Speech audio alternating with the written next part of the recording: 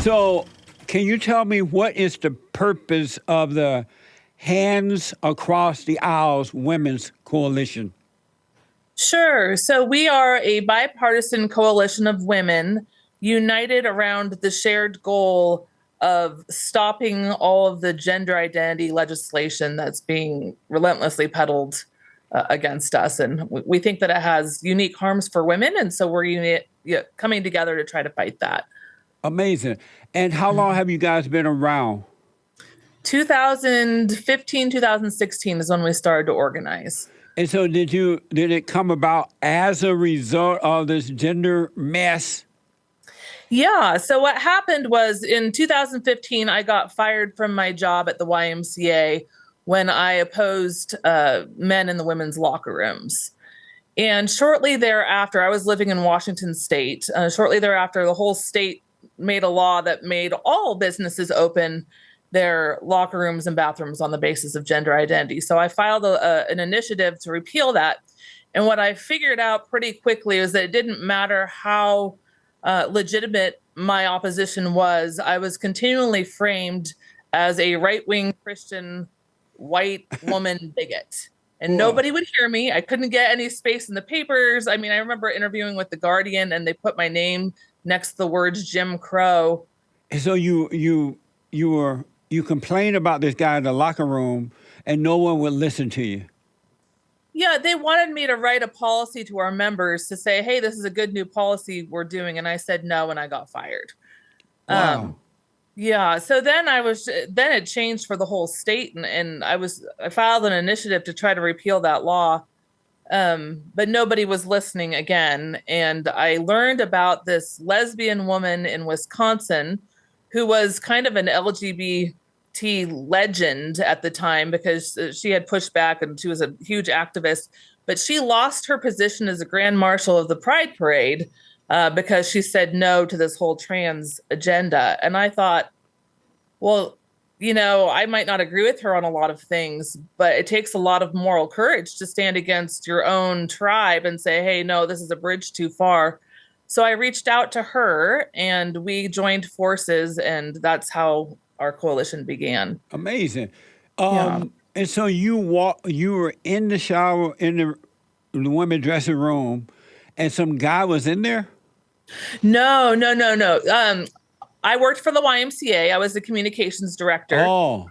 And my boss wanted me to write a policy saying we're gonna let this happen. Oh, I see. And I said, no, we're not going to let this happen. Nice. This is ridiculous. Yeah. Right? And at that point, we were still a Christian organization. And I just couldn't believe it. So that's kind of, I got you now. Yeah. And so you you joined forces with this lesbian woman. Are lesbian women against they're not in support of transgender? There are a lot of lesbians who hate this movement. Yes. And why is that? Because without the, well, first of all, you can't have sexual orientation and gender identity. They don't go together. Right. How can you be a lesbian if a lesbian can be a man? Yeah. Like, what does that even mean? And so a lot of these women were starting to find all their dating apps, like, infiltrated by these men in dresses who are demanding dates with them. And they saw it as the erasure of, protections that women actually need. So Title IX, things that they fought for. If you can't define a woman, you can't defend a woman. So a lot of lesbians were pushing back against this, and they were saying, this is not what I am interested in supporting. Yeah. Right on. Yeah. And so you're working with this woman. You're a Christian, right? I'm a Christian. Yeah. And is she a Christian? No. And so you guys... I told her straight out the chute. I said, listen, I am a Christian. I vote for a lot of things you probably won't agree with, but I do respect what your stand is. Are you willing to table our differences and come together? And we have been. So you guys are able to work together without any animosity and all that bad feelings and things. That's right. That's pretty cool. It's really cool. Yeah. Yeah. We've been friends for a long time now. She sends me cookbooks and I send her fruitcake at Christmas time. Oh, you sent her a fruitcake? Yeah. You sent a lesbian a fruitcake. What the? Oh, that's funny. I didn't even think about that, but no. He has a good sense of humor. She's So, pretty fierce.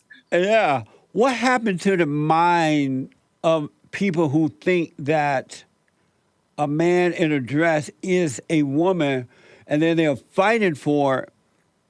What happened to the mindset that a man can go into a woman's locker room, or even in high schools and places? What kind of mindset is? How did the mind click to go that far away?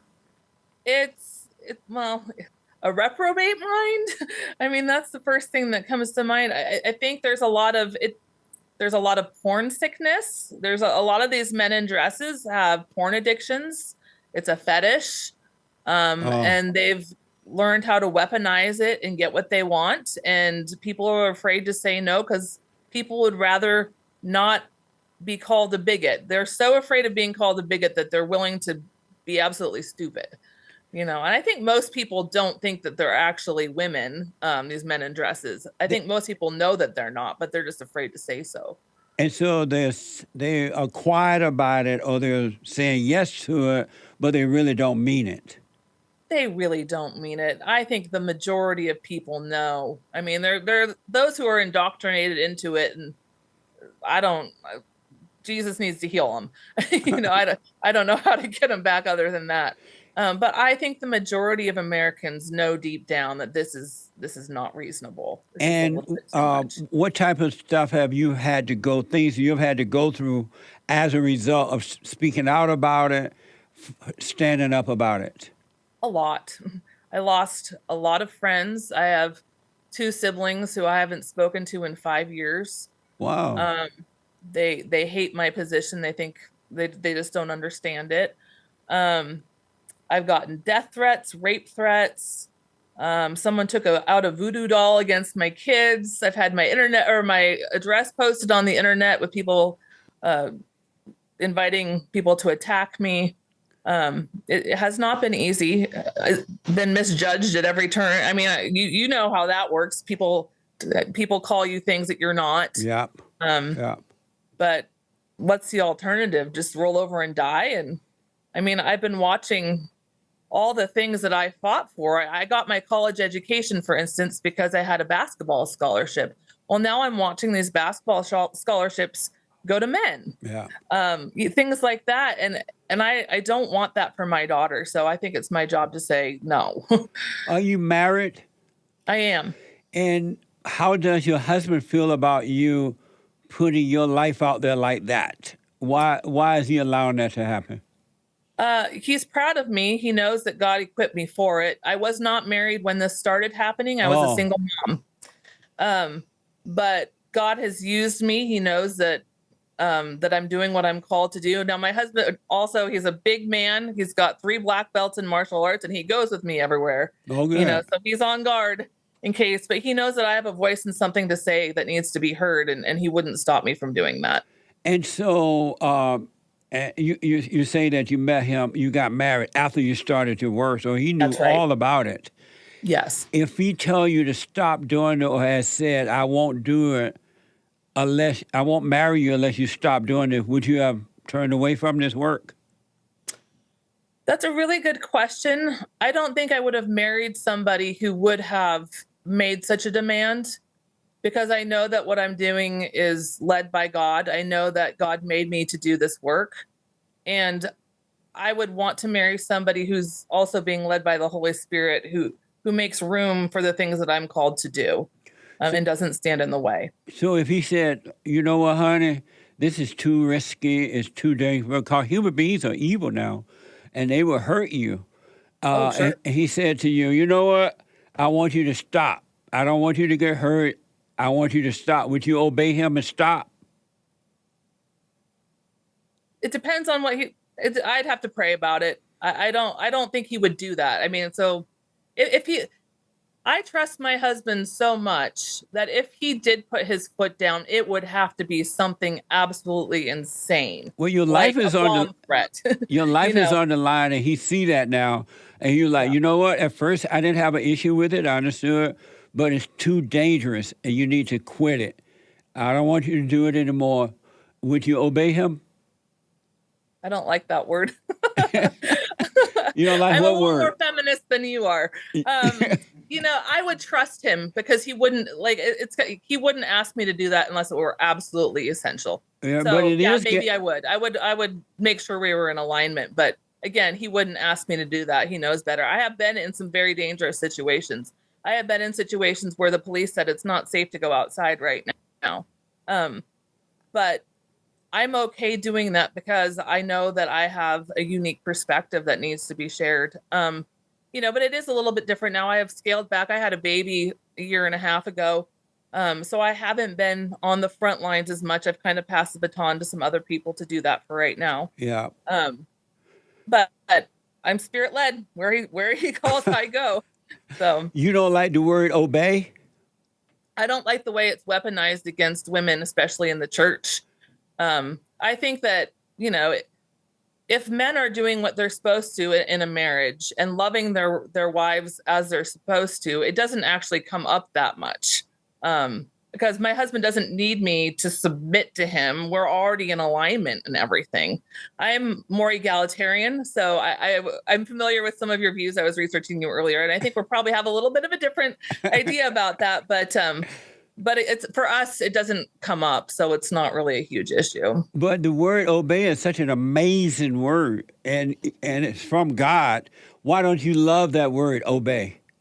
Because I think it's used as a weapon by men to make women do things that they're not supposed to. I think men abuse the word to the degree that I don't enjoy using it anymore. But just because other people use the word in a bad way, that doesn't mean that you have to be turned off by it because you're doing it in the right way. People are going to misuse everything, no matter what you do. Somebody's going to do it wrong, right? So why not love that word just because somebody else misuse it? Because I haven't seen it used correctly in a very long time.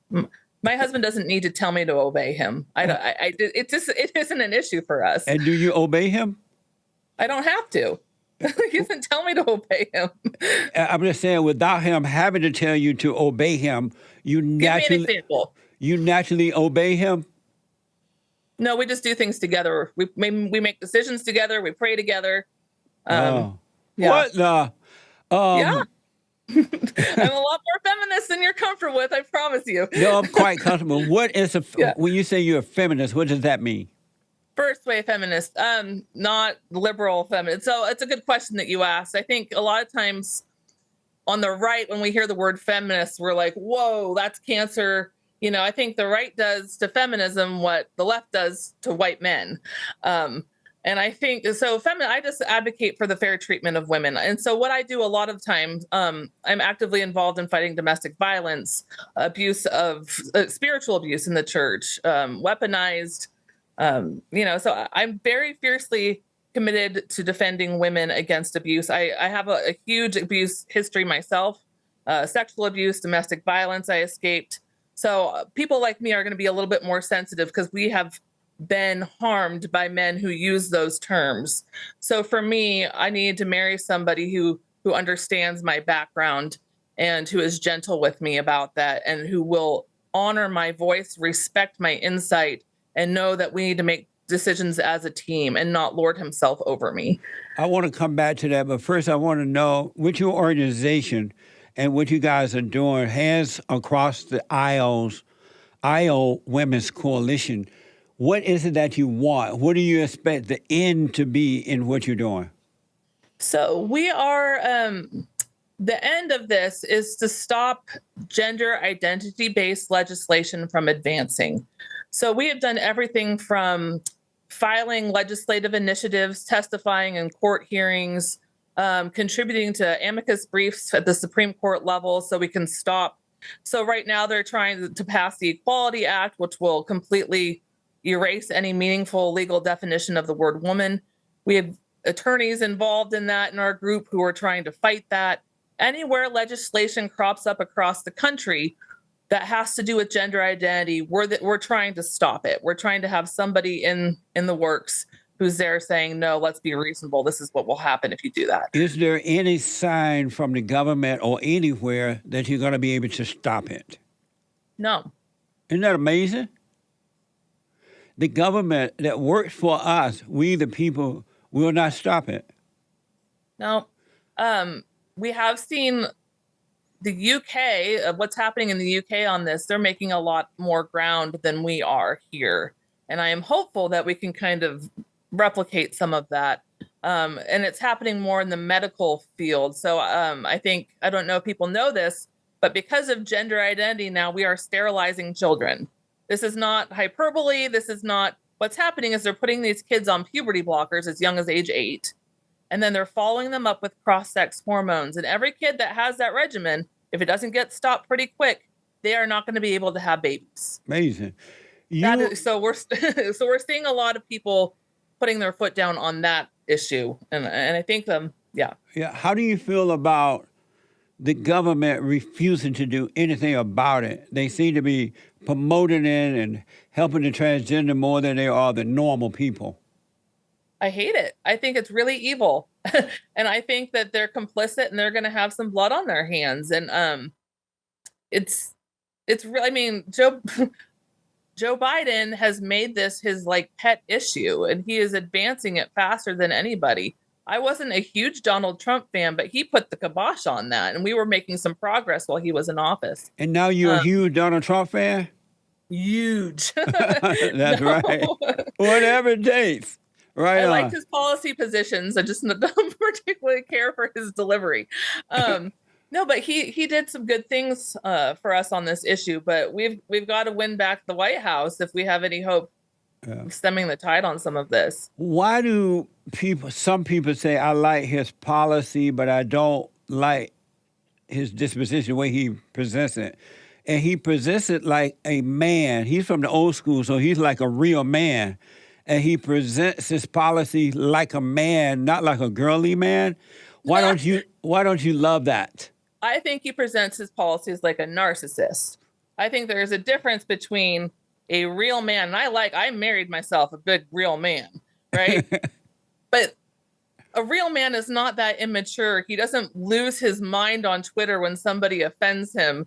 He doesn't throw a tantrum the minute his feelings get hurt. I think that Donald Trump needs a lot more restraint and self-control in his emotional expression.